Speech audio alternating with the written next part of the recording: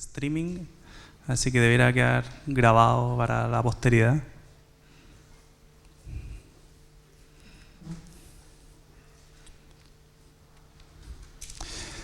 Bien, bueno, gracias por venir, a quien sea también que esté siguiendo la transmisión por streaming.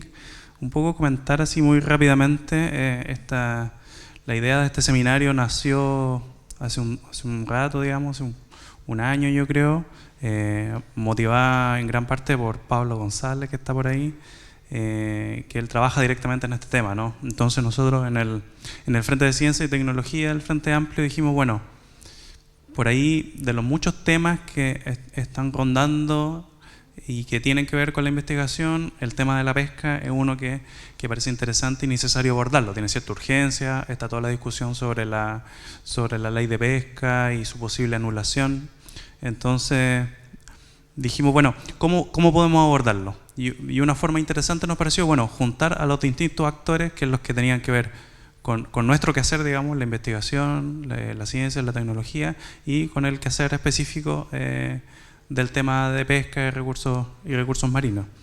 Entonces, este seminario es un poco esa idea, ¿no?, de juntar actores que parecen muy diversos y quizás por casualidad algunos se conocían, pero idealmente juntarnos y entender que esta es una discusión más grande, ¿no?, que hay una discusión específica respecto al tema de la ley, pero también una discusión en torno a la creación de conocimiento, en torno a la elaboración de políticas públicas, incluso en torno a la nutrición, ¿no? Sabemos que la mayoría de las capturas de peces son para otro tipo de industria, no para alimentación, y a pesar de la gran extensión de costa que tenemos, hay un problema ahí.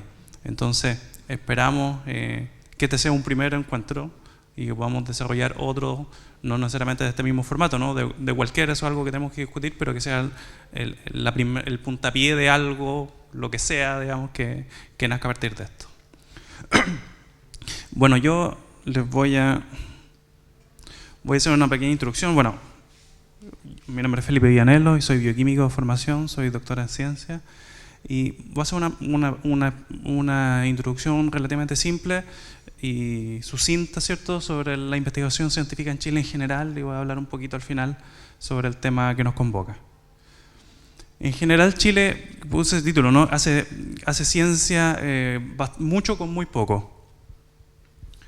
Y básicamente, esta cosa tiene láser, aquí está.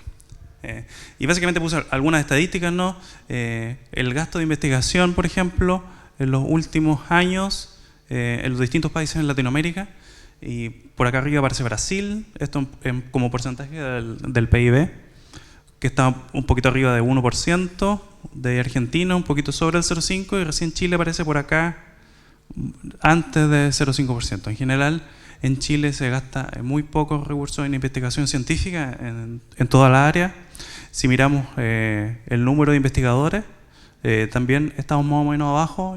Esto es normalizado por la cantidad de fuerza laboral, ¿no? Pero hasta un país chiquito como Uruguay está por sobre nosotros, por cierto, Brasil y Argentina. Entonces, además, hay poca gente.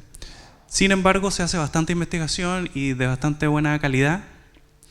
Aquí esto tiene que ver con el número de publicaciones, y si bien Brasil aparece disparado, Argentina parece más grande que Chile, si lo normalizamos por la cantidad de habitantes, Chile está, si no primero, segundo, depende del año que analicemos. Pero si miramos la cantidad de investigación medida como publicaciones científicas, estamos bastante arriba, ¿no? Y en general, bueno, hay varias formas de medirlo. Yo soy crítico un poco de eso, de las formas, lo que se llama el impacto de la investigación, que es más o menos como la calidad, entre comillas, y en general Chile también aparece siempre en los primeros lugares en Latinoamérica. O sea, se hace bastante investigación y de bastante buena calidad en ciertos estándares, a pesar de lo poco que invierte el país en ello. Otro tema que no lo voy a comentar solamente, y que, bueno, en general la investigación en Chile se hace en la universidad, y ustedes bien sabrán que desde la reforma a la educación a principios de los años 80, las universidades en Chile sufrieron un embate bien del que no se recuperan todavía, ¿no? Se fragmentó la Universidad de Chile, se las obligó a autofinanciarse, y eso, por cierto, que también ha tenido un impacto en la investigación. Y sin embargo, bueno, hay un montón de presiones que yo le puse, presiones intrínsecas al sistema de investigación, que es cómo se mide, cómo se evalúa y cómo se asignan los recursos. Y un principal indicador que se ocupa es justamente el número de publicaciones y el impacto que tienen las publicaciones. Y en general esto es un sistema internacional, todos los investigadores del mundo publican en esta especie de gran sistema de revistas científicas y donde todos se evalúan por igual. Y eso es un problema porque Chile aporta como menos del 1% de las publicaciones científicas en el mundo en total. Entonces el aporte desde aquí al total es muy pequeñito. Sin embargo se evalúan en general. Entonces eso genera algunos problemas. Y otro problema es que el sistema mismo de revisión, publicación y estandarización de estas investigaciones es un negocio. Hay grandes editoriales multinacionales que cobran por publicar, la mayoría cobra por leer esa investigación, entonces eso genera ciertas presiones que desvirtúan en cierta forma la investigación. Y un problema es que de esto dependen los recursos para investigar. O sea, si yo quiero investigar en un tema cualquiera, tengo que postular, y para postular me miden esto, por número de publicaciones que está bajo este sistema. Entonces eso genera ciertas presiones intrínsecas que no solo en Chile, en el mundo está siendo objeto de cuestionamiento y discusión, a ver qué tanto esto influye, particularmente en países pequeños como el nuestro.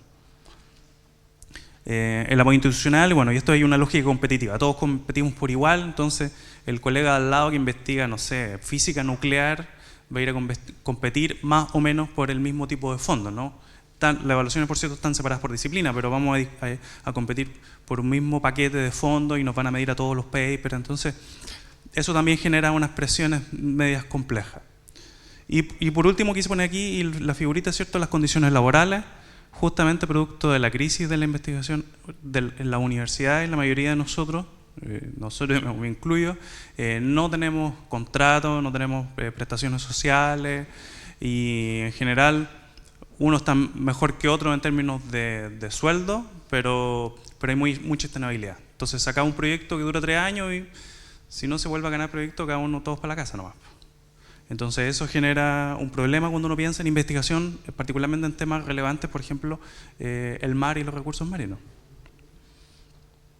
Esto, como les decía yo, no es solo una crítica aquí en Chile o en Latinoamérica, sino que en todo el mundo, ¿cierto? Hay gente que dice cosas bien, digamos, títulos bien pomposos, ¿no? Está rota la máquina de hacer ciencia, es el negocio de la publicación haciendo a la ciencia hacia un mal camino. Hay gente, y en general gente importante, digamos, en el mundo que está poniendo el foco sobre estos temas, ¿sí?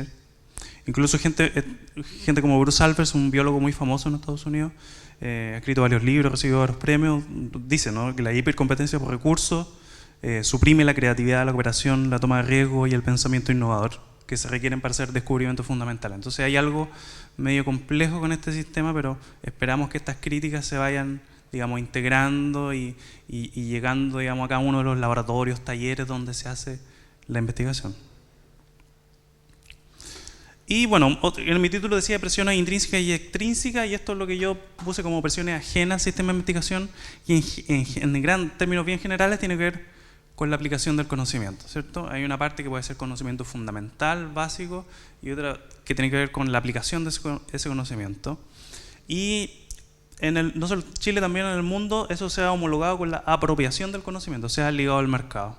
Investigación para crear productos y servicios. Entonces eso también genera una presión, y un ejemplo bueno que a mí me gusta citar es que tiene que ver con marea roja, ¿cierto? El problema de la marea roja que hubo el otro año, ¿cierto?, cada año es más grave, y el año antepasado, creo, hace 3 años, hubo una ola de marea roja bien compleja que tiene que ver con el cambio climático, con varios factores. Pero en Chile se hace muy poca investigación en marea roja. Entonces Corfo abrió un concurso a propósito de ese problema para postular a fondos para marea roja, pero que tenía un foco, como es un foco aplicado, su objetivo final era generar productos y servicios. Entonces uno dice, ya, seguro hay temas económicos ligados a la marea roja, ¿no? Pues si se están contaminando las especies que se extraen con un interés económico, bueno, hay algo ahí. Entonces, no sé, pues alguien podría, por poner un ejemplo, inventar un detector precoz de marea roja. Y yo lo pongo ahí un flotadorcito y me dice una semana antes que va a venir marea roja, por ejemplo. El tipo lo puede vender, puede hacer un negocio a partir de eso. Pero hay otros temas que no necesariamente se pueden convertir en negocio que también son aplicados, ¿no? Oye, ¿qué tanto impacta en las comunidades, por ejemplo, cuando hay veda por marea roja? ¿Cuánto impacta económica, socialmente? O, por ejemplo, yo no puedo vender eso, pero es ciencia aplicada, ¿no? Entonces, se fijan que se van generando ciertos problemas por asociar todo lo aplicado al mercado. Hay varios fondos específicos para ello, en CONACYT y Corfo, y en general se ha privatizado todo lo que tiene que ver con aplicación. Porque uno dice, bueno, el Estado tiene mucho que ver con las cosas aplicadas también. Pero desde la dictadura y hasta el día de hoy, el Estado fue retrocediendo cada vez más en estos temas. Entonces, el Estado mismo, aparte de las universidades, prácticamente no hace investigación, hace muy poca investigación. Y podría hacerlo, porque hay temas país involucrados que requieren recolección de datos, etc. Y prácticamente no se hace. Producto de esto hay un impulso a las patentes y el licenciamiento de estas. Aquí un grafiquito, no sé si se ve muy bien, pero son el número de patentes, esto es del año entre 2006 y 2010, de los distintos países de Latinoamérica, y Chile el que tiene más patentes. Entonces, efectivamente, no siendo esto necesariamente malo, pero ha habido un impulso importante hacia este tipo de apropiación del conocimiento. Y esto genera una relación con la empresa privada que a veces puede haber una especie de subordinación de la universidad a la empresa, ¿no? Entonces, no estoy diciendo que sea malo que haya una asociación o un vínculo universidad-empresa, pero cuando tenemos universidades desfinanciadas, con lo que les comentaba antes, de una competencia muy brutal por los fondos, porque hay muy poco, a veces podemos tener estos problemas de subordinación. ¿Sí? Y les voy a poner un ejemplo que apunta un poco para eso. Esta es una carta que escribieron los vicerrectores de investigación a propósito de esto, ¿no? que había unos desincentivos a la investigación cuando se ponían límites a la ganancia a partir de esto. Entonces es un poco una evidencia de cómo la universidad se ha ido convirtiendo en algo medio raro, ¿no? A propósito de lo que comentaba el profesor Tesana antes, ¿no? Que era una cosa muy solemne donde se formaba la élite intelectual del país. Bueno, han habido muchos cambios asociados a la universidad y esto es un poco apunta a que haga la onda, ¿no? En general esta gente que firma son investigadores. Y esto ya con esto es lo último que les cuento, ¿no? Más cercano al tema que nos convoca. Yo escribí una especie, una mini investigación hace un par de años que nos publicaron en CIPER, ¿cierto? Justamente a propósito de la crisis de la marea roja, ¿cierto? Que justo coincidió cuando fueron a botar no sé cuántos salmones muertos al océano. Entonces hubo toda una discusión a propósito de qué decían los científicos, si era malo, gente que decía que tirar unos cuantos salmones al océano, que era tan grande, no hacía nada. Entonces, por ahí hubo algunos grupos de colegas científicos que rápidamente se les iba a decir, oye, la ciencia dice que esto no influye en nada, están puro molestando. Entonces yo como científico dije, ya puede ser, pero no hicieron los estudios en un día, ¿no? O sea, si que la ciencia lo dice, que alguien estudió esto y tiene datos para mostrarlo. Entonces salir a decirlo así tan suelto de cuerpo me parece medio sospechoso. Entonces hicimos una mirada rápida, como una clasificación de la investigación que se hace en Chile en términos de los proyectos con fondos estatales asignados, ¿cierto? Son con fondos de CONICYT. ¿Y en qué estaban enfocadas esas investigaciones? Y en general vimos que si miramos tanto Fondesit, que es el principal fondo de investigación científica, y Fondep, que es un poco más aplicado, ¿cierto? Apunta a la creación de patentes y ese tipo de cosas. Lo que más había investigación era en salmones, en la industria del salmón. Y por lejos, ¿no? Después venía investigación en mitílidos, ¿cierto? Que son cultivos comerciales de moluscos. Y tercero recién, peces autóctonos, con interés comercial. Después alga, recién aquí aparece marea roja. Entonces, justamente a propósito, todo esto tenía que ver con el brote de marea roja. Entonces uno dice, bueno, Chile, que es un país que tiene una costa tan grande, que ha tenido eventos de marea roja hace un montón de años ya, ¿cierto? Que se han ido intensificando en el último tiempo, pero marea roja y hace muchos años. ¿Por qué está quinto en la cantidad de recursos, ¿no? A todo esto es millones, es cantidad de plata, miles de pesos asignados para investigación. ¿Por qué tan poca gente investigando en marea roja? Entonces uno dice, a ver, ¿y qué está primero? Salmónido. Entonces vuelvo atrás, ¿no? ¿Será que hay una relación con la empresa privada que genera cierto tipo de subordinación? Entonces, no es necesariamente que significa esto, la lectura fácil y que tuvimos hartas discusiones, es que, oye, los científicos son unos vendidos que trabajan para la salmonera, nada más. Es más complejo que eso, ¿no? Porque si yo trabajo en una universidad regional, por ejemplo, que tiene muy pocos recursos, que tiene muy pocos investigadores, y hay una opción de investigar algo que es importante, pero que tiene muy poca posibilidad de ganar fondos, de publicar en papers internacionales, y en cambio tengo otro tema donde hay una empresa que me está diciendo, oye, yo le pongo el 40% del financiamiento de su investigación. Yo le pongo plata para que vaya a congresos internacionales. Bueno, una cosa de supervivencia también, ¿no? O sea, voy a investigar algo que no va a tener fondos para hacerlo. Entonces, más que no es el análisis simple, no es que estén vendidos, sino que son presiones exógenas que se generan y que alteran la dinámica de la investigación. Sí, por supuesto. No solo eso, por ejemplo, desde Innova se hizo un concurso específico para el genoma del salmón, porque los europeos estaban decodificando el genoma y si no estaban, nos poníamos con 3, 4 millones de dólares, íbamos a quedar fuera, etc.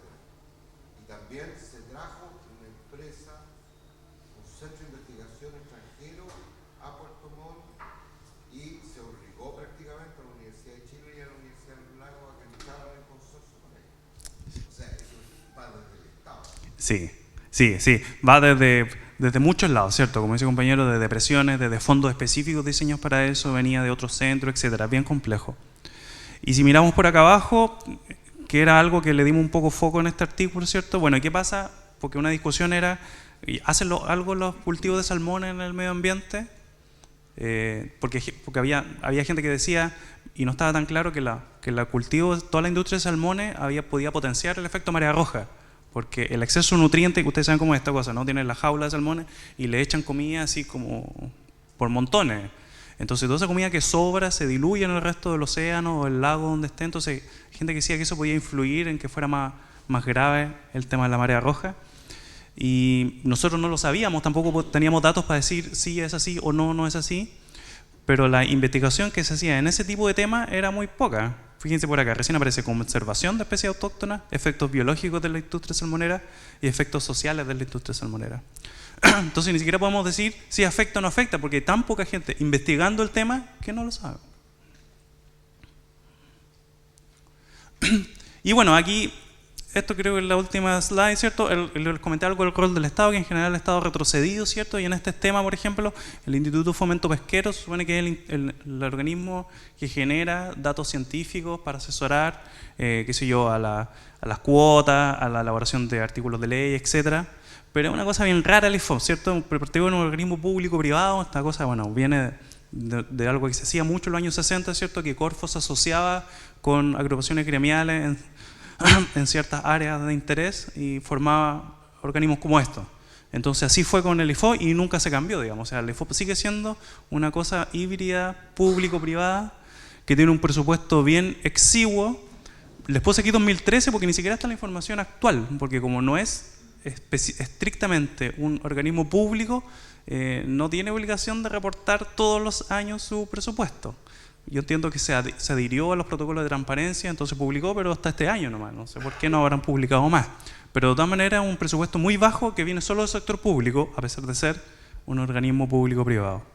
Y se supone que la asesoría científica se la da a Cernapesca, que es la que elabora la cosa legal, digamos, y bueno, ya ustedes saben mejor que yo todos los problemas que hay asociados a Cernapesca y a la subpesca, ¿no? Aquí les puse una fotito del amigo este, ¿cierto?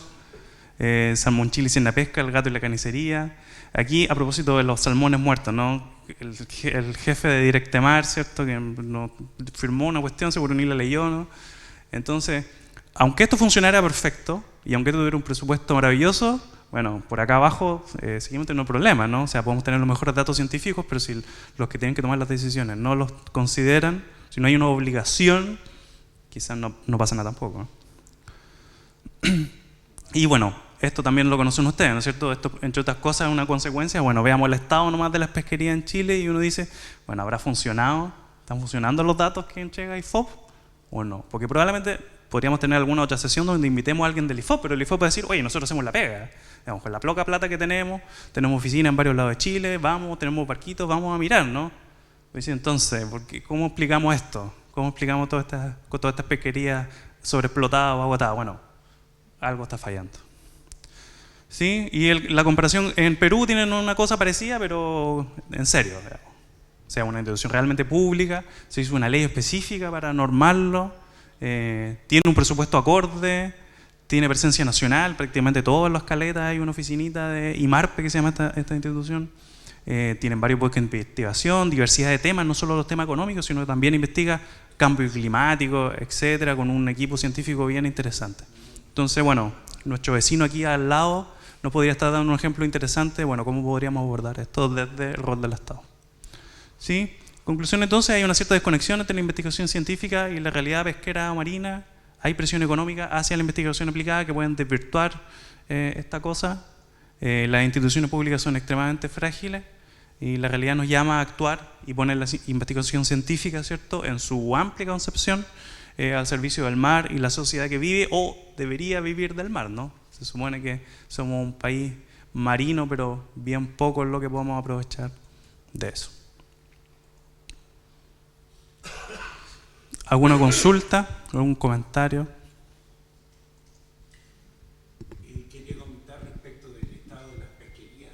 El actual ministro de Economía, el señor Fontaine, que acaba de asumir hace poco, cuando yo era consejero nacional de pesca, le solicitamos que, porque no era público el documento del estado de las pesquerías, no era público.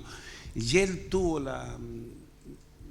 manteniendo obviamente la diferencia de carácter político, pero tuvo la grandeza de entregar y poner a disposición primeramente el Consejo Nacional de Pesca el estado de las pesquerías. Al poco tiempo, él salió del cargo de ministro de Economía y asumió el señor Longueira, que venía con otra misión. Es re interesante conocer un poco de la historia de lo que ocurrió. Y ahora pareciera relevante poder conversar seguramente con este señor para poder tener otra mirada respecto de lo que se está haciendo con las pesquerías chilenas. Eso quería comentar. Ahí se hizo público recién, disculpe. Sí, ahí uno se pregunta, bueno, quizás tiene que ver no solo con una cosa ideológica, sino con cosas de interés. Quizás este hombre no tiene interés directo en el asunto, entonces...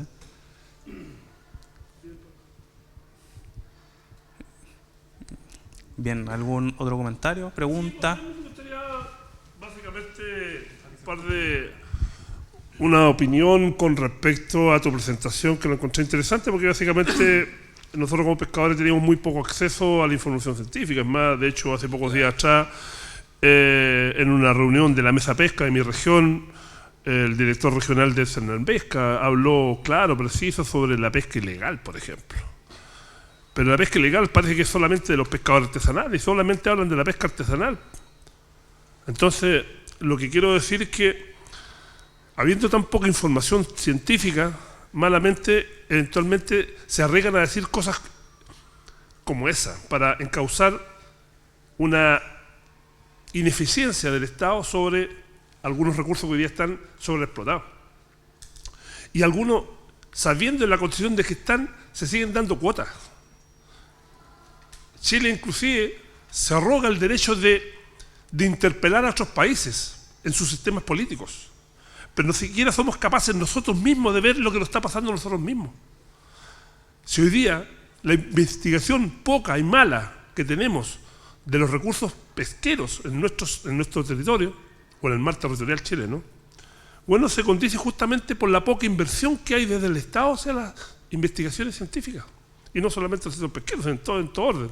Entonces, cuando se nos cataloga a los pescadores artesanales de que somos los que provocamos la pesca ilegal, y yo le pregunto, señores, en Chile, un kilo de salmón puesto en la mesa de un comensal necesita a lo menos 7 kilos de pesca silvestre, ¿cierto?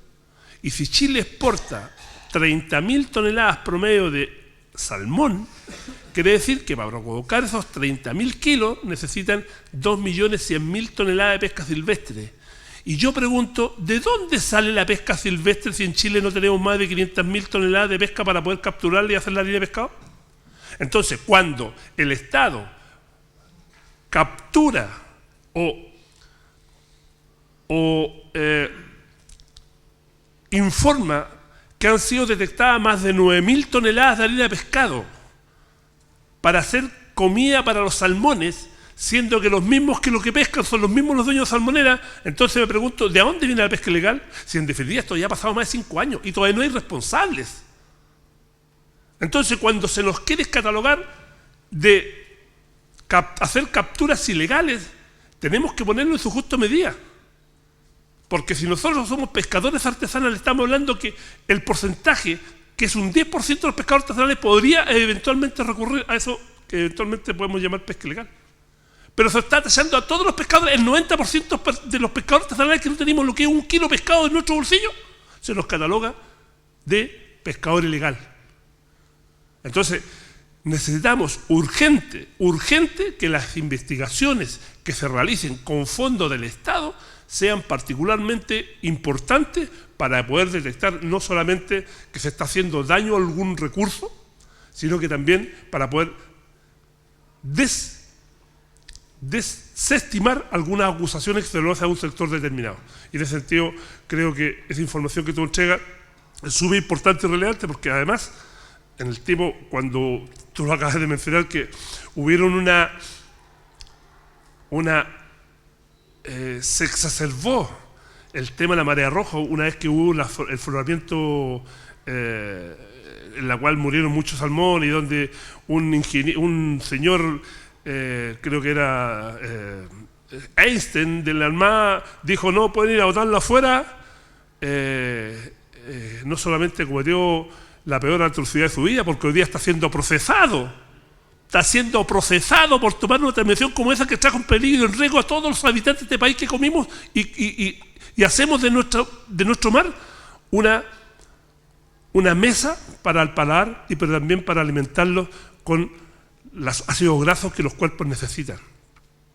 Y no solamente eso, también se autorizó a transportar esos mismos salmones que no los fueron a botar a las 90 millas, sino que transportarlos para hacerlo harina de pescado a otras regiones. Y pasaron por mi región donde nunca existió marea roja. Pero las embarcaciones al transportar fueron haciendo desagüe de sus bodegas. Por lo tanto, las esporas de la marea roja cayeron en mi región y los barcos no pasaban por 90 millas, pasaron por las 2-3 millas de la costa. Claro que nos sentimos ofendidos cuando se los cataloga como que hacemos pesca ilegal. Porque si en las justas condiciones, nosotros ni siquiera podríamos ser ni mencionados. Entonces, creo que hay muchas cosas que se tienen que mejorar y ostensiblemente todo pasa por una investigación científica seria e independiente. Eso. Gracias. Bien, estamos entonces, pasamos a la próxima presentación.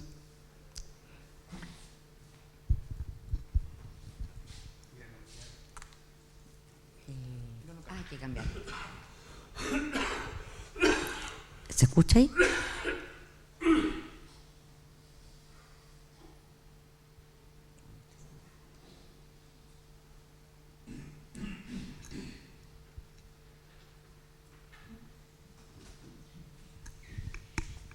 Bueno, primero agradecer la invitación y conectar un poco lo que vamos a hablar ahora con lo que venía planteando anteriormente Villanelo, que es en relación a la labor de la ciencia en construir un mejor país. Y ese mejor país tiene que ver también con los recursos pesqueros. Entonces, el tema que vamos a tocar un poquito es la importancia de los peces ricos en omega 3 y su rol en el combate de la malnutrición. Primero, un poco hablar de qué pasa con el estado de salud a nivel mundial, qué pasa con la aparición, digamos, de las enfermedades, lo que llamamos las enfermedades no transmisibles. Y aquí es importante decir que en el 2017 el 71% de las muertes en el mundo correspondían a enfermedades no transmisibles como diabetes, enfermedades cardiovasculares, obesidad, y que están de más decir que están todas ellas relacionadas con la nutrición, ¿ya? Y en Chile el 84% de las muertes están relacionadas a este tipo de enfermedades. Entonces decimos, bueno, dónde estamos parados, cuál es la crisis que tenemos en este país y qué soluciones podemos encontrar. ¿Dónde está la información que se ha ido generando? Vamos a hablar, yo creo que voy a entregar un poco de información bien concreta para que veamos, bueno, qué recursos tenemos para solucionarlo. Por un lado, quiero contarles que aquí tenemos a Yves Cowling, que es representante de la FAO en Chile, que después de revisar todos los estudios de cómo está el país en relación a los problemas de enfermedades no transmisibles, ella plantea claramente, estamos a nivel mundial y nacional ante un panorama crítico nutricional. En los años 70, 60 hablábamos, ¿cierto?, de la desnutrición. Hoy estamos hablando de la malnutrición. Nos pasamos de la carencia de nutrientes a una población con altos índices de obesidad. ¿Y qué implica altos índices de obesidad? Implica enfermedades metabólicas, lo que llamamos el síndrome metabólico, y también implica un gasto de recursos que podrían estar destinados a mejor calidad de vida y lo estamos destinando a resolver los problemas de salud. ¿Cómo qué? Como infartos, cáncer, todo lo que tiene relación al síndrome metabólico. Y como queremos hablar un poquito de la infancia, entonces les traje esta información que es en relación al mapa nutricional del año pasado, desarrollado por la JUNAEP, donde nos muestra precisamente la población con sobrepeso, obesidad, según los cursos, los niveles de educación. Y podemos ver que a nivel de quinto básico, el nivel de obesidad está por sobre el 27%. Obesidad total, aquí tenemos sobrepeso y peso normal. Ya, como podemos ver, la línea de la desnutrición ha sido superada, pero lo que no significa que no tengamos un serio problema nutricional.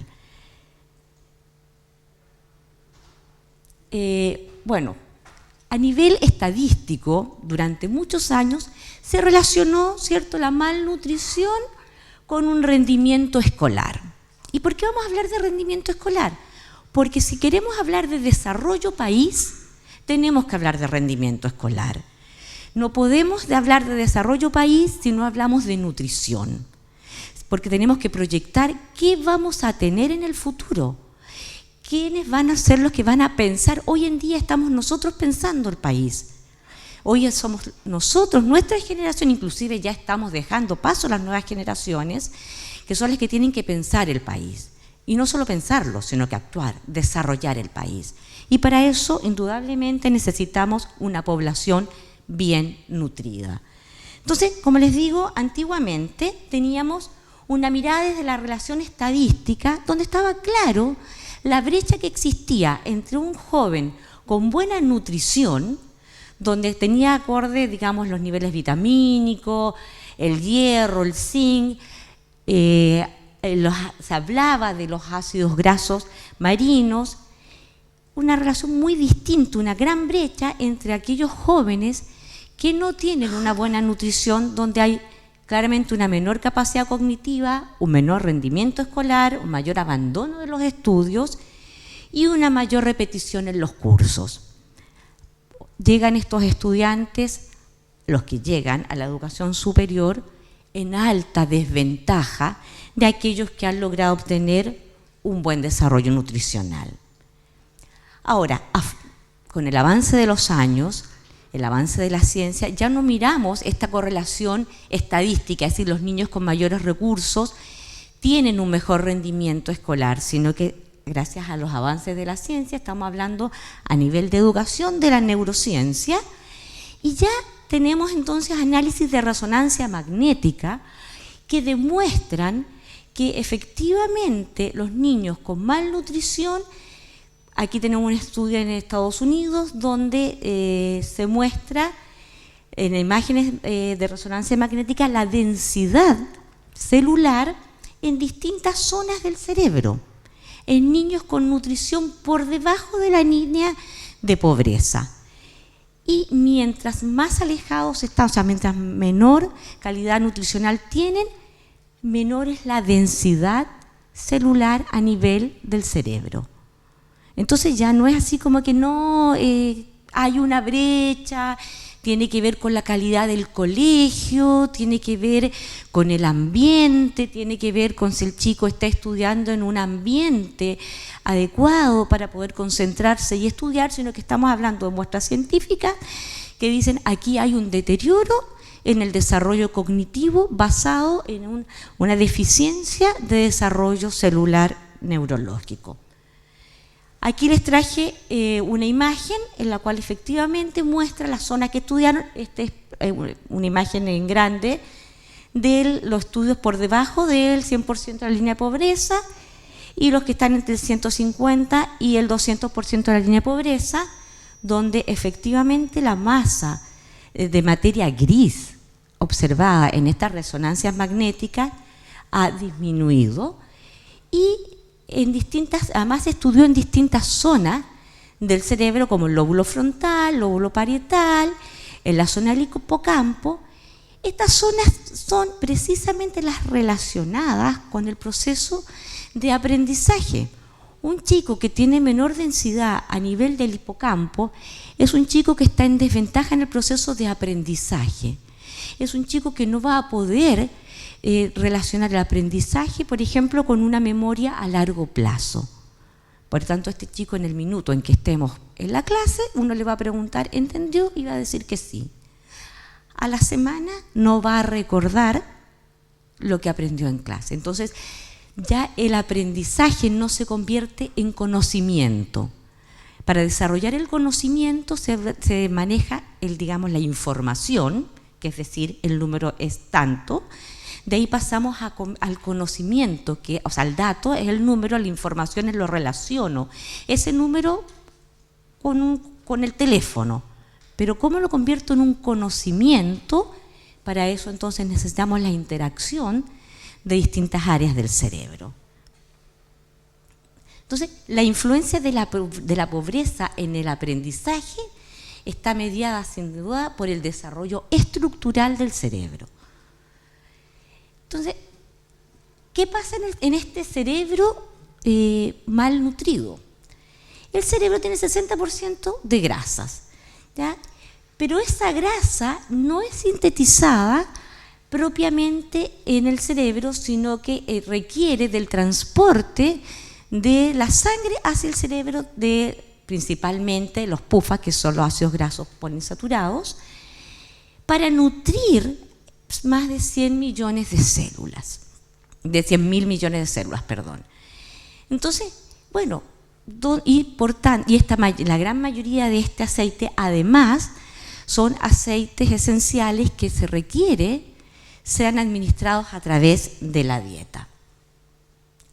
Ellos van a nutrir la membrana celular y gracias a la fluidez que le den a la membrana celular vamos a tener conexiones neurológicas. Es importante hablarlo porque cuando decimos, bueno, ¿de dónde sacamos los ácidos grasos? Entonces, todos sabemos que los poliinsaturados PUFA son los famosos omega 3. Entonces ahí salta el tema, a ver, omega 3, Chile, país pesquero, Chile, productor de harina de pescado. ¿Qué hacemos con el aceite? ¿O qué hacemos con el pescado mismo? O sea, está yéndose a la alimentación animal y estamos teniendo, ya lo decía al principio, una población con déficit nutricional. Y bueno, los principales aceites omega 3 tenemos el alfa-linoleico, el eicosanoleico, que es el EPA, y el famoso DHA, que son de origen marino, principalmente, en menor escala de origen vegetal. ¿Cuál es la importancia de ellos entonces a nivel cardiovascular? Por ejemplo, el EPA es un ácido graso que es capaz de disminuir los niveles de triglicéridos en la sangre, disminuir el colesterol también en la sangre, antitrombótico, o sea, con acciones directamente en la modulación de la expresión de patologías que son parte de las patologías de las enfermedades no transmisibles. Antiinflamatorios, hipotensores. Sabemos que uno de los componentes de alta frecuencia dentro de las patologías a nivel nacional es precisamente la hipertensión. El famoso DHA, que es el otro que tenemos, entonces, tiene participación en el desarrollo del sistema nervioso y tiene un impacto también en el desarrollo visual.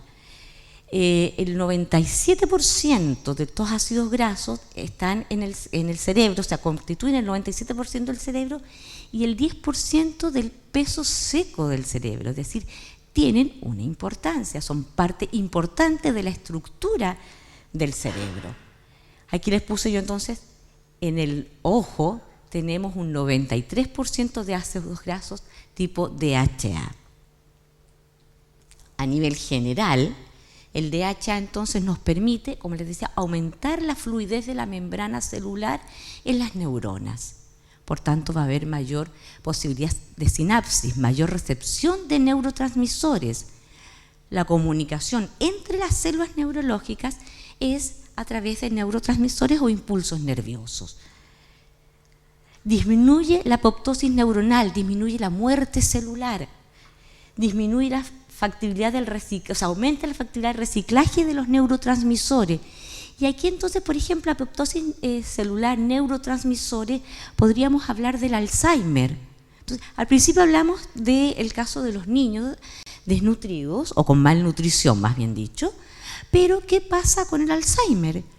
¿Qué pasa con el Alzheimer, que es una patología asociada al envejecimiento?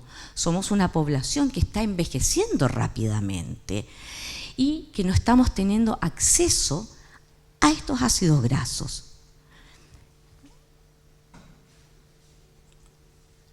Bueno, en términos generales, el DHA entonces permite un mejor rendimiento escolar, mayor capacidad de sociabilización de estos niños que están en etapa escolar, mejor capacidad de aprendizaje en lo que es la lectura y en el lenguaje, y como les decía, facilita el reciclaje de neurotransmisores. Entonces, los estudios han demostrado que los niños que tienen un bajo rendimiento escolar han presentado bajos niveles de DHA en la sangre. Estos son estudios que se han realizado con niños de toda la etapa escolar. Importante resaltar que el efecto a largo plazo de la nutrición en los primeros 1000 días es muy importante el efecto que tienen estos ácidos grasos en lo que se llama la nutrición cerebral. Les traje aquí a Rodrigo Valenzuela, que es un doctor en nutrición, especialista en ácidos grasos, quien realizó algunos estudios con estudiantes que están egresando de cuarto medio y evaluó el efecto que tiene los niveles de DHA en los resultados de la PSU. Y efectivamente, hombres y mujeres con altos puntajes en la PSU, tanto en lenguaje como matemáticas, tuvieron altos niveles de DHA en la sangre, mientras aquellos chicos que tuvieron menor puntaje de la PSU tenían menores índices de DHA en sangre. Entonces, nos está mostrando que el tema es serio, que, o sea, afortunadamente, digo yo, a nivel mundial se han hecho muchos estudios del impacto de los omega 3 en la salud, pero como decía Villanelo, estamos al debe también a nivel nacional. Tenemos el recurso, pero tenemos que dar más evidencia científica o recoger lo que existe a nivel mundial para ponerlo en la mesa de discusión. No estamos hablando solo de un recurso pesquero, estamos hablando de la nutrición de nuestra población, estamos hablando de la brecha que tienen nuestros jóvenes cuando presentan la PSU, cuando quieren ingresar a la educación superior y romper el círculo de la pobreza en sus familias. Entonces, el requerimiento de omega 3 en distintas edades son, por ejemplo, de niños de 1 a 3 años de 0,7 gramos, en adultos de 1,6. Estas cantidades de ácidos grasos no están cubiertas por la dieta diaria de la población. Ahora, ¿dónde está ese ácido graso? Lo sabemos, en los peces azules o peces grasos que se llaman, donde encontramos entonces que podemos tener de 30 a 66 gramos de ácidos grasos por cada 300 gramos de pescado. Me quiero retroceder a los requerimientos. O sea, en 300 gramos de pescado estamos cubriendo el requerimiento de un individuo en edad adulta. ¿Dónde está la respuesta? Entonces, mar y salud van juntos. No podemos decir solamente recurso pesquero, fuente de trabajo, recurso pesquero, alimentación, pero alimentación ¿desde dónde? Desde la mirada de la salud. ¿Por qué? Porque los ácidos grasos previenen enfermedades cardiovasculares. ¿Por qué? Porque disminuyen triglicéridos, disminuyen el colesterol y disminuyen entonces los tromboxanos, es decir, funcionan como un antitrombótico. También contra el deterioro renal en pacientes diabéticos, y no tiene que ver tanto con no tiene que ver con la cantidad de proteína que nos puede aportar el consumo de pescado, sino que además con la calidad de la proteína, y por eso entonces funciona como protección ante el deterioro renal. Aumenta, ya lo habíamos dicho, entonces el desarrollo neuronal. ¿Qué hace? Aumenta la inteligencia verbal y el desarrollo neurológico. Disminuye las posibilidades del desarrollo del Alzheimer o patologías como la depresión, que también sabemos que tiene una alta incidencia en la población chilena. Y también a nivel de lucha contra el cáncer, se han encontrado pruebas ya de que algunas componentes de los productos pesqueros disminuyen las células cancerígenas, como en el cáncer de mamas. Entonces, ante esto, el INTA dice, bueno, hay que consumir productos del mar. ¿Por qué? Porque son productos de alto valor biológico, es decir, de alta biodisponibilidad. Alta biodisponibilidad de hierro, minerales importantes, vitaminas del complejo B, que están también relacionadas al desarrollo neurológico, a protección del sistema neurológico. Bajos en calorías y, como hablábamos en un principio, y es lo que nos convocaba en esta etapa, el omega 3. ¿Qué peces tienen estos contenidos de grasa omega 3? Bueno, dentro de los recursos pesqueros nacionales tenemos entonces a las sardinas y a las anchoetas. Entonces, ricos en grasas insaturadas y mayor cantidad de grasas insaturadas versus las grasas saturadas. Entonces, ¿dónde vamos a mirar? Miremos hacia la casa. Miremos, el salmón es un producto que no es autóctono. Tenemos que entonces mirar a la pesca silvestre. Yo les puse esta imagen, no es precisamente una anchoa, un poquito grande. ¿Pero por qué? Porque no tenemos que mirar tampoco la pesca como el gran tamaño de un gran pez. ¿Cuántos kilos de pescado estamos sacando? Sino que lo que nos interesa es cambiar la mirada y empezar a hablar de los componentes, del agua, de las proteínas, de las vitaminas liposolubles e hidrosolubles.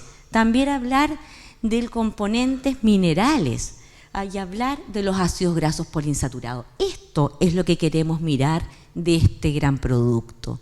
Ya no seguir hablando, es importante hablar de las cuotas, pero ¿cuota de qué? ¿Cuota de pescado o cuota de la riqueza alimentaria para nuestra población? De eso tenemos que hablar. Cuota de nutrientes, porque no podemos permitir que estos nutrientes vayan. Está bien, hay un mercado enorme en la alimentación animal, Pero ¿qué ponemos primero? ¿Dónde está el concepto de seguridad alimentaria? Bueno, entonces de esto es de lo que quiero que hablemos de ahora en adelante, que incorporemos estos conceptos al hablar de cuotas de pesca. Hablamos de cuota de pesca y hablamos de la cuota de nutrientes hacia la población chilena. Y el rey del omega 3. Entonces, en un país con 78.000 kilómetros de costa, estamos en el quinto con borde costero. O sea, primero Canadá, estamos por debajo de Indonesia, pero sin embargo somos el quinto país con mayor borde costero. Entonces decimos, bueno, ¿cuánto consumo de moléculas le llevamos a la mesa del chileno? ¿Cuál es la cuota con ese borde costero de omega 3 que está puesto en el plato de nuestros hijos? Entonces, ¿y en qué estamos? En un círculo de pobreza. Sustentado, ¿por qué? Por la malnutrición cerebral. Donde tenemos una madre mal alimentada, un niño con problemas de nutrición cerebral, por tanto un niño con bajo rendimiento escolar, donde nos vamos ¿qué? A una deserción escolar. Entonces, por tanto, aumento de situación de calle. ¿Y qué tenemos en esto? Un adulto más nutrido que va a seguir alimentando este círculo de la pobreza. Con suerte vamos a tener chicos que con este bajo rendimiento escolar, se van a mantener en el sistema escolar, pero van a tener un débil acceso a la educación superior, una baja capacidad competitiva a nivel laboral, una baja productividad a nivel laboral, por tanto bajos niveles de ingreso. Y seguimos entonces manteniendo y alimentando el círculo de la pobreza. La desigualdad nutricional, entonces, es igual a la pobreza en el desarrollo cerebral infantil. En realidad, invertir en nutrición es a lo que estamos llamando, en nutrición cerebral. ¿O lo vamos a seguir haciendo en harina de pescado? Estos chicos creo que son los que nos están convocando a venir aquí y hablar sobre qué vamos a hacer con el recurso marino en Chile. Gracias.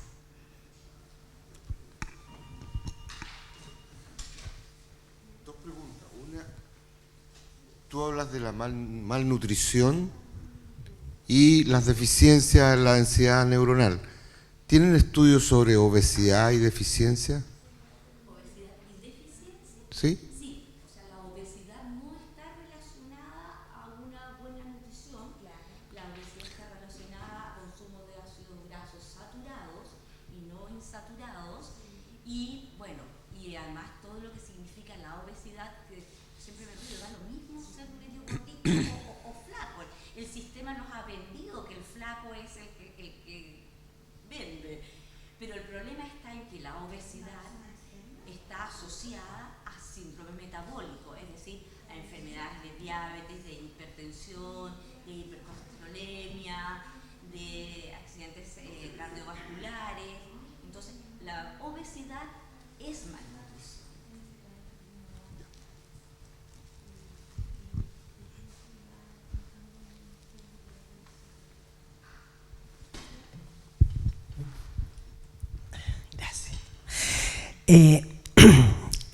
Realmente me llamó mucho la atención, señora, usted habló mucho de la pobreza y de la deficiencia nutricional que hay en la población.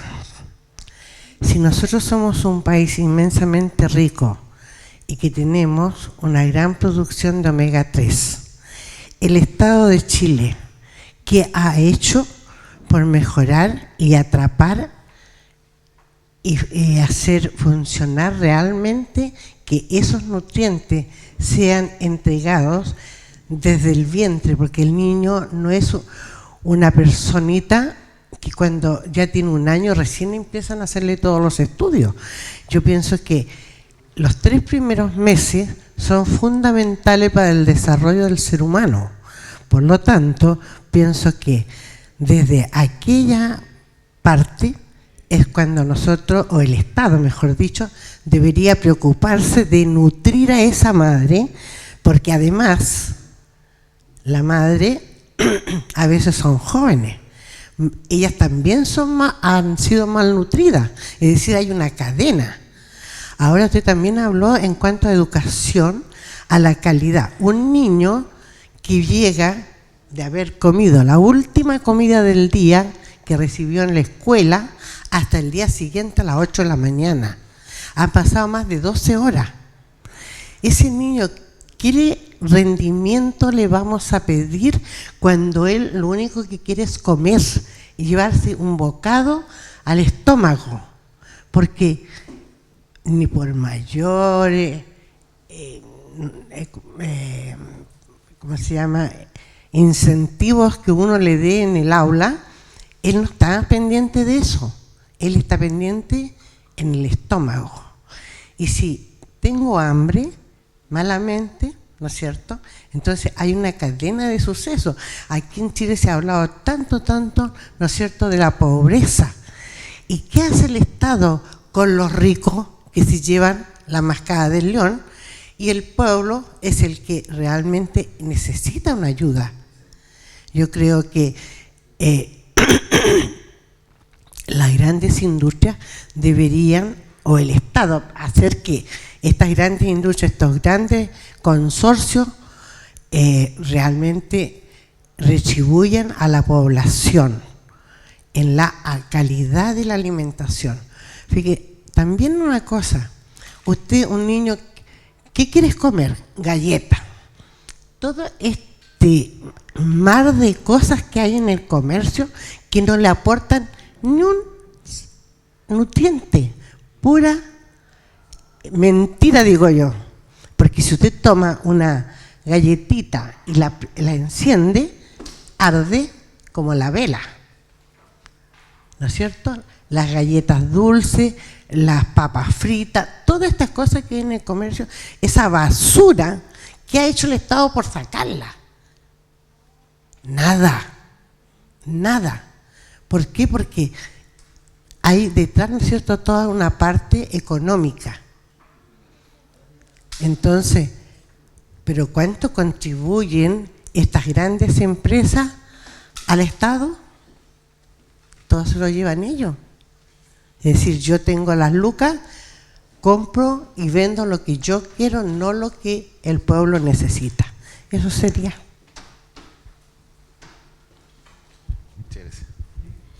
Gracias. La verdad es que un poco lo que presentaba inclusive anteriormente Villanelo es cómo invertimos en ciencia, en el desarrollo de la salmonicultura, que hoy en día, bueno, primero el salmón no está en la mesa de todos los chilenos. Segundo, el salmón, conocemos algunos investigadores que hablan de que el salmón hoy en día la verdad es que es vegetariano, porque esa harina de pescado ni siquiera está llegando al salmón. Entonces, omega 3 no está llegando, están buscando cómo suplementarlo. Entonces, efectivamente, no, el Estado no está haciendo nada. Y bien decía usted, desde la madre tenemos que pensar en la nutrición, porque el desarrollo cerebral del niño comienza en su etapa de gestación. Entonces, es un tema que hay que poner en la mesa, indudablemente, es decir, qué va a hacer el Estado con la nutrición de estos chicos y de nuestra población en general. Pues, así que se agradece el comentario.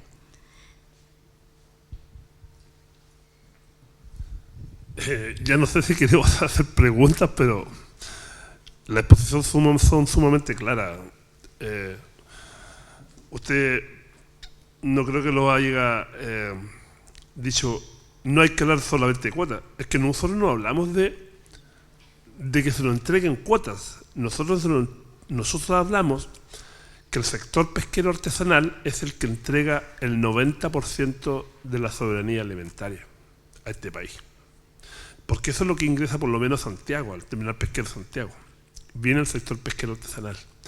Entonces, cuando hoy día, más encima, una industria que está siendo investigadas por sobornos, cohechos en el norte de Chile, pero en los tribunales de este país, para poder implementar una ley que salió con el nombre de su creador, donde hoy día el Estado chileno, a través de Corfo, subvenciona proyectos para esa misma empresa para extraer los omegas 3 y 6 de los recursos pesqueros del norte, para envasarlos y exportarlos, para que quede solamente la carne de un pescado sin las materias grasas que el cuerpo humano necesita.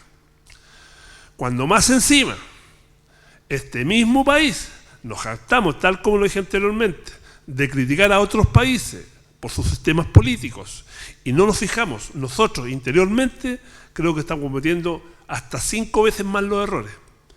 ¿Por qué?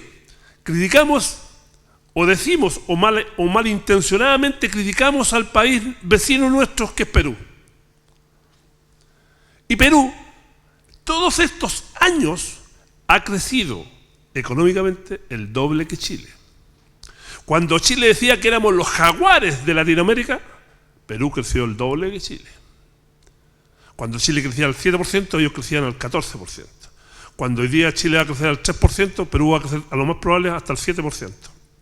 Entonces, si tomamos en consideración esta propuesta práctica, no es científica, pero se relaciona un poco con las presentaciones que ustedes han hecho.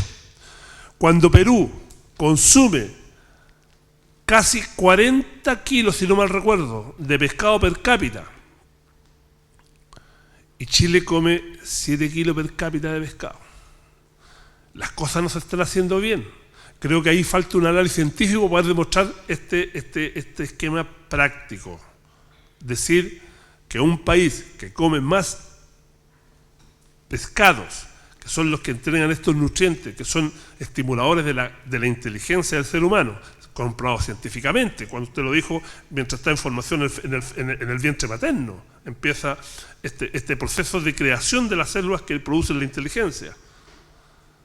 Cuando hoy día Chile, y esto que se tome en conciencia, cuando Chile está importando peces de los países más contaminados del mundo, y esos mismos peces están siendo entregados a los escolares, a nuestros hijos en nuestras escuelas, el Estado lo que está produciendo unos homicidios involuntarios. Eso es lo que está haciendo. Nosotros estamos entregando lo que podemos, de lo que tenemos de cuota, la pesca artesanal para entregarle la soberanía alimentaria a este país. Pero a quienes le regalaron los recursos hidrológicos a este país por una ley, hoy día esos peces están siendo exportados donde los países donde compran, donde le pagan mejor. Y esa investigación que se ve, lo que hizo el compañero anterior, donde más se invierte en la salmonicultura justamente, porque se están invirtiendo donde hay producción económica y no se fijan en el tema netamente cultural, en lo que el cuerpo humano o nosotros los ciudadanos necesitamos para poder tener una buena alimentación. Y eso dice todo lo que usted explicó. Tenemos muy mala alimentación, salimos de la desnutrición, pero caímos en lo peor, que estamos malnutridos, porque estamos comiendo lo que no debiéramos comer, porque a nosotros no nos educan para eso. Es más, el Estado de Chile nos está entregando los alimentos que no necesitamos. Ojo, necesitamos una investigación seria. Hoy día no se ha dicho el aumento de cáncer en los niños escolares, porque eso no le interesa que se sepa. Por eso es importante, insisto, el tema científico. Necesitamos que el Estado de Chile, no los gobiernos, el Estado de Chile tenga un porcentaje importante del PIB para investigación científica, para poder desarrollar no solamente el extractivismo que se tiene que hacer con los recursos naturales, pero sino también cuánto podemos para entregarle esa soberanía alimentaria al pueblo, a nuestros ciudadanos. Eso, gracias. Gracias.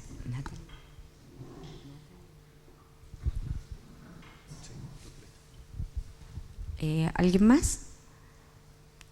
Entonces, no sé quién viene. Ah, perfecto.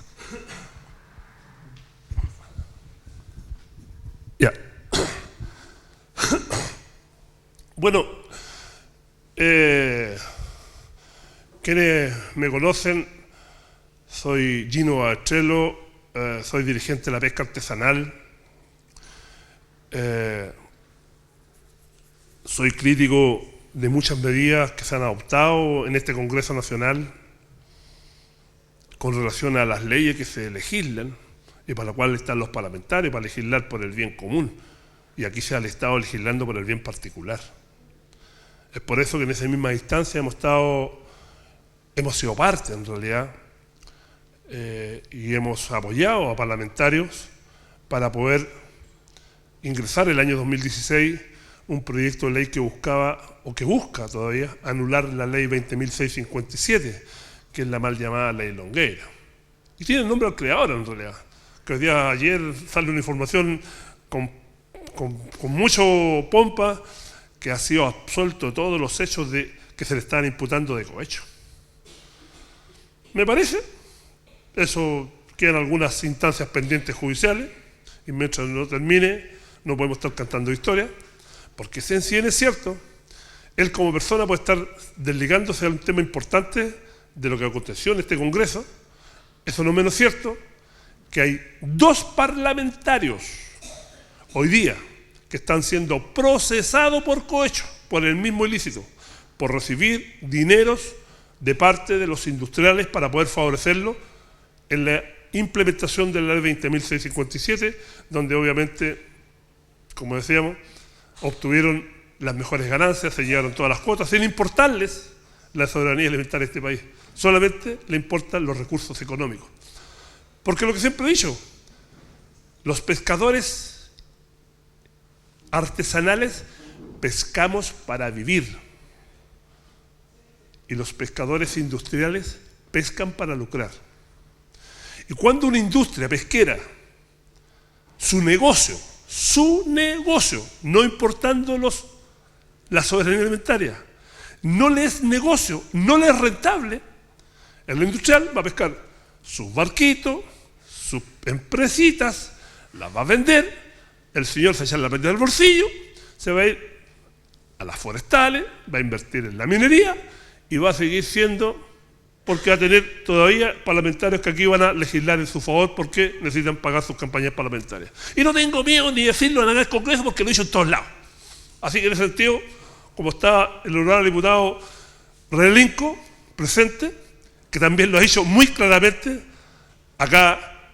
aquí no están las blancas palomas. Por lo tanto, somos nosotros los encargados de decir las cosas por su nombre, porque si aquí no se dice, alguien se la tiene que decir. Y no tengo miedo. Yo estoy vacunado contra la depresión y contra el suicidio, porque además encima hay compañeros nuestros que han sido suicidados por tener una posición contraria a este tema.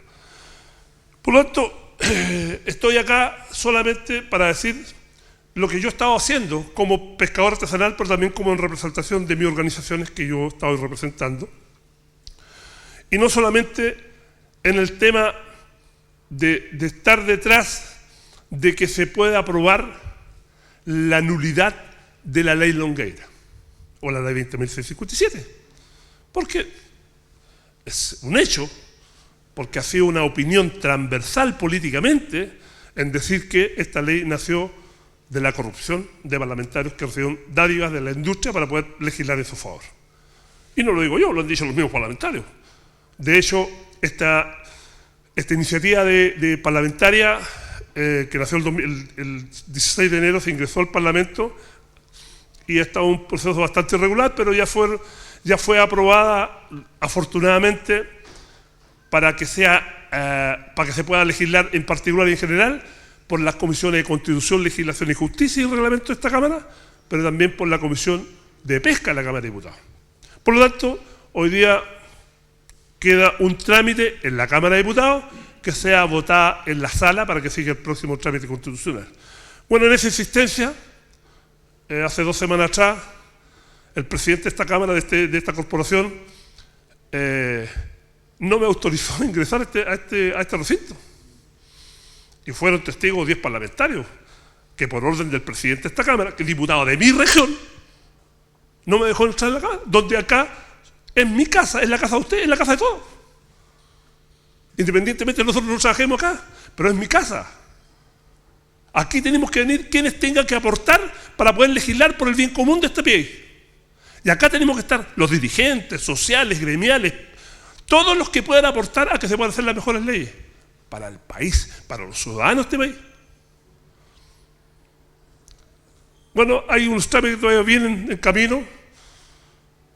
Más de ese tema particular del presidente de esta Cámara no me voy a referir porque eso se está viendo en nuestra instancia.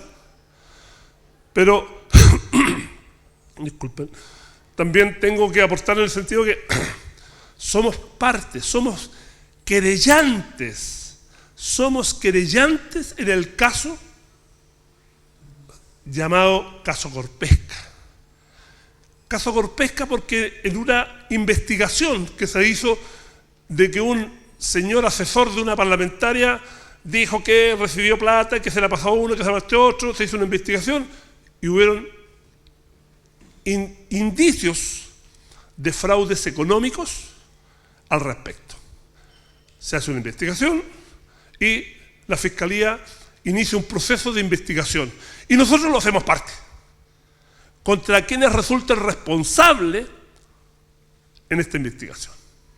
Fue así que en el transcurso de un par de meses se encuentran que hay un hoy día ex senador de la República, y lo digo, tampoco tengo miedo en decirlo, don Jaime Orpi, y la señora Marti Sassi, en la cual eventualmente ha quedado demostrado que no solamente actuaron con cohecho para aprobar una ley, sino que también tienen defraudado al Estado por no haber pagado sus impuestos como corresponde y haber hecho otras transacciones que van reñidas con lo que ellos hacen en este Parlamento.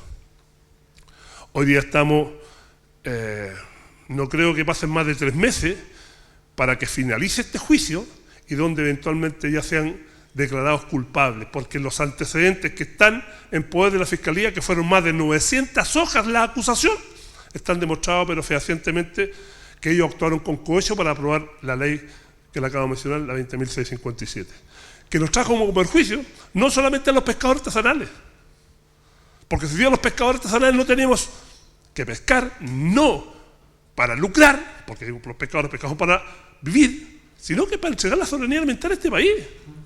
El 90% de los recursos que entran al terminal pesquero Santiago vienen del sector pesquero artesanal y la gente la que consume y come pescado y marisco son gente que nosotros aportamos a la soberanía alimentaria.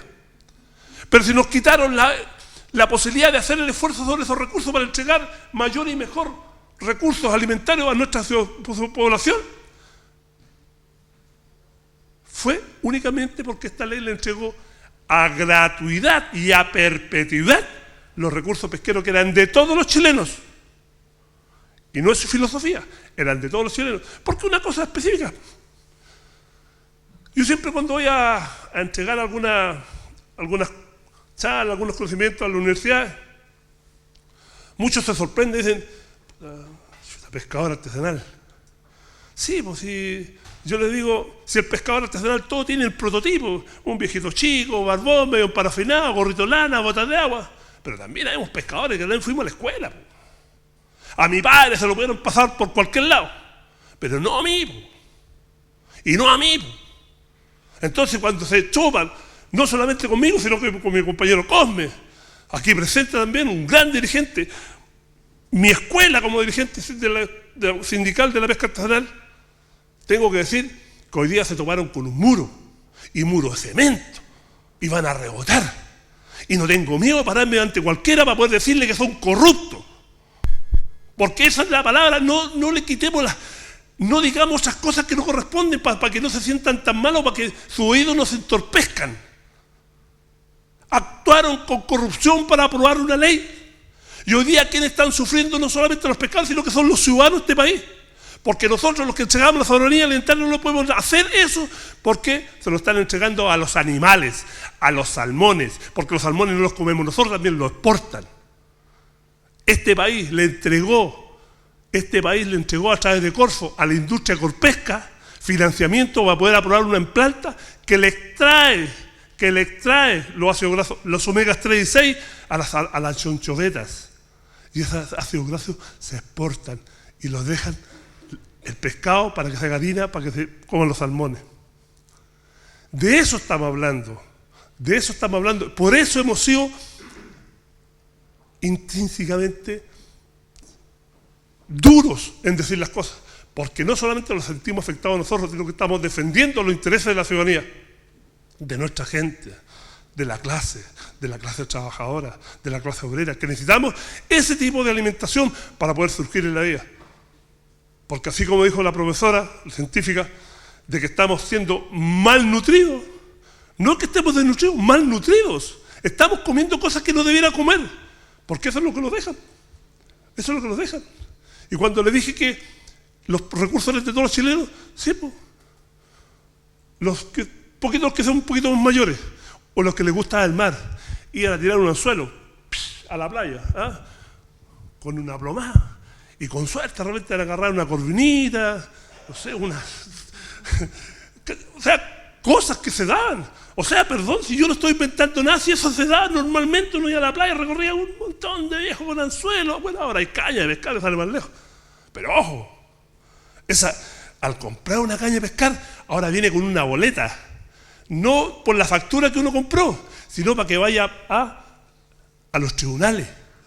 Porque hoy día esos recursos que antes eran de todos los chilenos, ahora tienen nombre, pues tienen dueño. Ahora se llaman pescados Angelini o pescados Acipés, porque son de ellos, no son de usted, pues. No son del COME, no de usted, no de nadie. Si se los quitaron la propiedad de los recursos. Y hoy día si yo voy a pescar y me pillan pescando una corvina en la playa, va a decir, señor, tengo la boletita. ¿Por qué? Porque usted está pescando, ese pescado no es suyo, se lo está robando al señor Angelini. Eso es lo que pasó literalmente. Y lo digo con su nombre, si yo lo digo, lo voy a insistir. Estoy vacunado contra el suicidio y contra la depresión. Así que si algo me pasa, ya saben que no me pasó por voluntad propia. Pero hay que decirlo. Y hay que decirlo, hay que hacerlo con fuerza. Y hay que decirlo con convicción.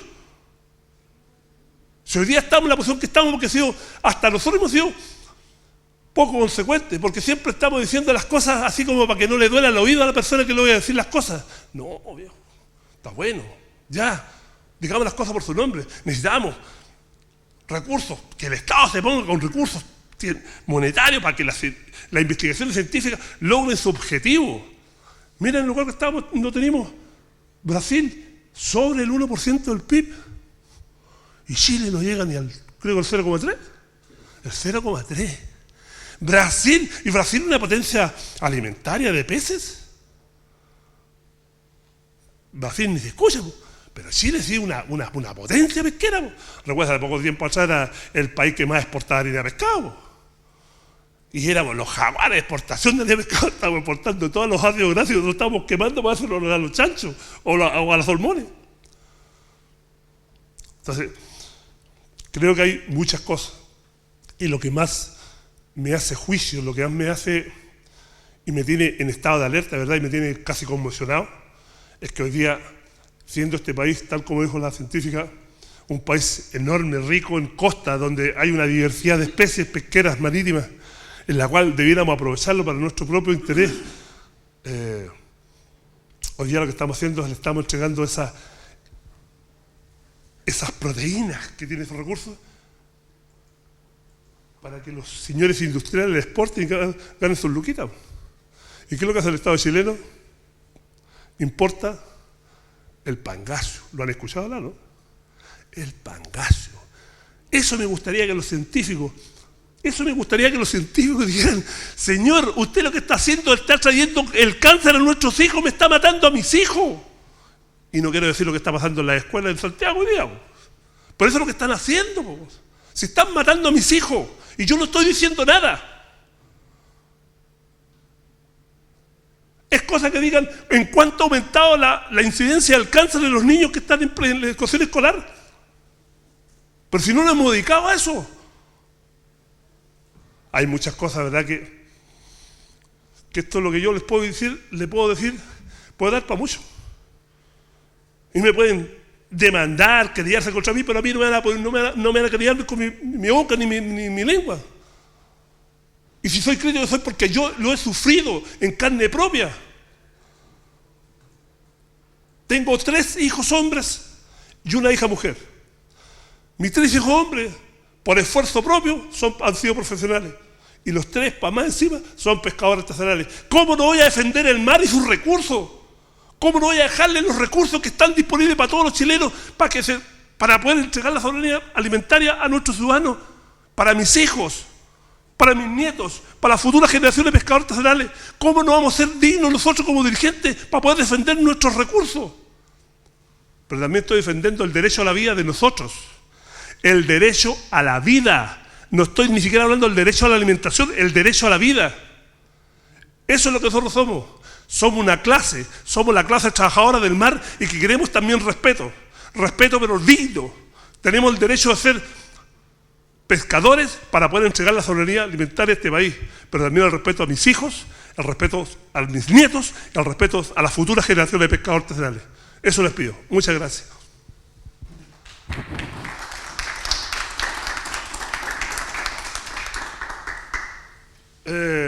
Cualquier pregunta al respecto, disponible. Señor. Es muy de esperar que el empresario... Es muy de esperar que el empresario quiera ganar más y a veces la codicia no tiene límite. Es también muy comprensible que los pescadores pidan lo que estiman conveniente en beneficio propio. Y también los científicos reclaman por más presupuesto para poder investigar más. Uno esperaría, porque los pescadores artesanales tienen mucha fuerza política, que comprendiendo ellos la importancia de la investigación científica como ustedes lo han reconocido ahora, pudieran también pedir por la ciencia y exigir con todo el poder que tienen, que hubiera mayores inversiones para la investigación científica. Sería ideal porque implicaría un sentido de responsabilidad social y moral hacia todo el país y no tan solo los beneficios que el propio gremio de pescadores está buscando. Quizás usted lo tiene muy claro, pero me pregunto si usted cree que en general los pescadores artesanales se preocupan de pedir más por el desarrollo científico que reconocen que es tan importante. Bueno, súper dirigente lo que te acaba de decir. Es que para mí es re fácil responderle, porque usted ya escuchó una parte más o menos filosófica de nuestro pensamiento. Nosotros somos pescadores que pescamos para vivir y la industria pesca para lucrar. Si la industria colapsa los pescados, los recursos, ellos van a vender y van a invertir en cualquier lado. Y el pescado artesanal, si colapsan los pescados, quedamos sin pescado. Si nosotros somos puros pescadores. Ojo, el 62% de los pescadores artesanales ni siquiera ha cursado la educación básica completa. Esa es nuestra realidad. Esa es nuestra realidad. Pero sí, habemos dirigentes. Ojo, habemos dirigentes. Porque tampoco voy a echar todo dentro del mismo saco. Porque aquí en este mismo congreso, dirigentes de la pesca artesanal se vinieron a vender para apoyar esa famosa ley Longueira. Y hoy día estamos dando vuelta a la espalda. Sí. Ojo, viene un nuevo proceso. Viene el proceso del cartel del sur. Porque yo le llamo carteles y se juntaron para hacer un delito. El cartel del sur. Y ahí no solamente van a caer parlamentarios de la región, donde se va a instaurar esta investigación, ni los empresarios, sino que también van a caer dirigentes de la pesca artesanal. Y tenemos que ser claros, acá no solamente los parlamentarios ni los empresarios, acá también hubieron dirigentes de la pesca artesanal que se vendieron al sistema. Y hoy día estamos todos apretando para cualquier lado para que no me echen la culpa a mí. Pero ya están ahí en la lista, yo parte quería de esa parte y sé quiénes son. Así que no vengan a sacarse la escoba. Entonces, cuando habemos dirigentes, tal como se lo decía, que apostamos por un restablecimiento de que las cosas se hagan bien, uno de los principios fundamentales, y lo puedo decir, y quiero aquí aprovechar de rendirle un sentido homenaje póstumo a mi amigo, profesor científico, don Julio Lamilla, que gracias a él, el conocimiento que tenemos en mi región de las especies hidrológicas que nosotros actualmente extraemos, fue gracias a él, a la investigación que logramos hacer con él. Y en ese sentido, apostamos para que las cosas salgan bien, tenemos que tener la información científica. Porque aquí no se trata de que por ser pescador yo voy a salir a pescar hasta comerme todo. No, no es así. Acá tenemos que buscar la manera de ser sustentable tanto económica como con recursos. Porque si, tal como se lo dije, como pedí respeto por la pesca artesanal, por mis hijos, por mis nietos y por las generaciones futuras, también nosotros respetamos hoy día a toda la población. Porque si nosotros queremos seguir entregando la soberanía alimentaria, pero tenemos que ser consecuentes con la sustentabilidad de los recursos. Por eso estuvimos desde un principio, en la tramitación de la ley 20.657, con que esta ley no tenía nada que ver con la sustentabilidad de los recursos. Es más, iba a generar lo que hoy día el profesor expuso, la cantidad de especies sobreexplotadas y colapsadas muy superior a de cuando se nació cuando empezó a regir esta nueva ley, que fue en enero del 2013. Así que, de eso de parte nuestra, yo no se lo puedo firmar yo porque soy parte de la pesca artesanal, no soy el que rige nada, soy uno más de los pescadores honestos de este país, y lo tengo que decir claro. Por lo tanto, en ese sentido, mi compromiso, mío particular, y de a quienes yo represento, es que mientras tengamos la posibilidad de seguir entregando la soberanía alimentaria, primero va a estar la información científica para poder hacer el extractivismo que se requiere para entregarles eso. Pero para eso también necesitamos los recursos. Y vamos a luchar junto con ustedes porque nosotros somos pescadores. No tenemos las capacidades científicas ni técnicas para poder lograr objetivos mayores. Pero sí creo que con el apoyo de ustedes, nosotros como usted lo dijo, no es que tengamos alguna posición política con respecto a una capacidad política o tengamos mucha presión. No, lo que sí sabemos hacer las cosas bien nomás. Y cuando reclamamos por algo, lo vamos a la calle y la sabemos ganar. Así de simple. Porque nosotros no somos estudiantes, somos pescadores. Y nosotros convivimos con la muerte. Recuerden, la actividad laboral de este país con mayor tasa de accidentabilidad es el de la pesca artesanal. La mayor y el porcentaje más alto de muertes en nuestro oficio es la pesca artesanal. Y, peor aún, la tasa de que nuestros pescadores que mueren en el mar no sean encontrados, eso es ilimitado.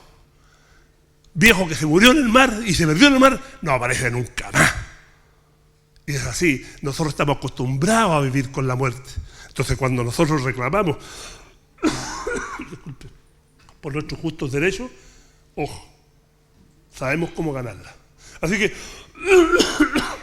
disculpe, nuestra posición con respecto a lo que usted me menciona es que sí, con ustedes vamos a poder lograr los objetivos que se requieren para poder lograr el financiamiento de estas campañas científicas. ¿Pero usted cree que con cierta prontitud, y especialmente en relación a lo que nos congrega, que es la acuicultura en Chile, pudieran discutir un pronunciamiento en ese sentido, un pronunciamiento de los pescadores artesanales pidiendo, exigiendo más investigación científica en torno a la acuicultura y quizás fortaleciendo el Ministerio de Ciencia y Tecnología recién creado con una división de asuntos en ciencias del mar? Porque yo creo que un pronunciamiento de los pescadores en ese sentido daría una impresión y sería muy efectivo hacia la búsqueda de los cambios que uno esperaría, que compartimos.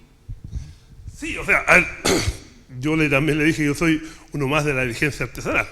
De hecho, somos dirigentes de base. No somos de las... no quiero ni decirlas, pero de las confederaciones, porque las confederaciones son las que son financiadas por el Estado, para que hagan sus reuniones, para que lleguen los dirigentes para allá, dirigentes para acá. No, nosotros venimos con la patita nuestra, la que tenemos aquí en el bolsillo, la que yo me gané, pero de estar pescando una sierrita, ya no. A mí nadie me financia viajes para acá.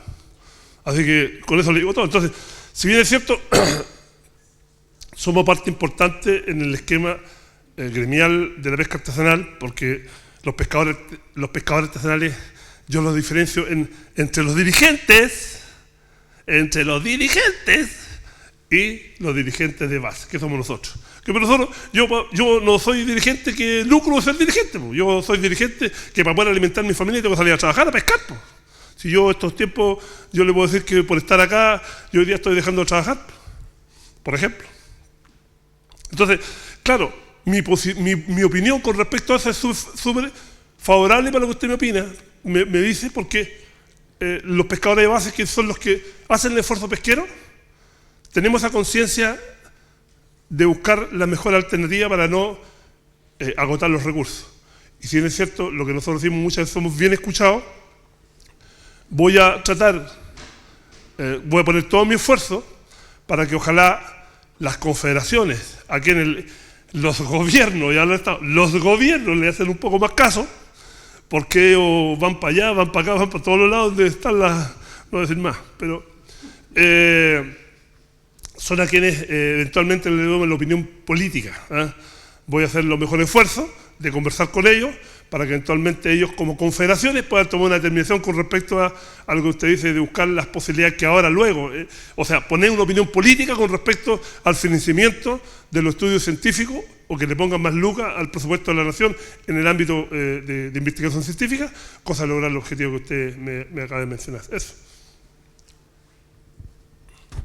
Ya, gracias. Le dejo la mano al jefe. Ahora nos vamos a un coffee y volvemos en un ratito. Muchas gracias.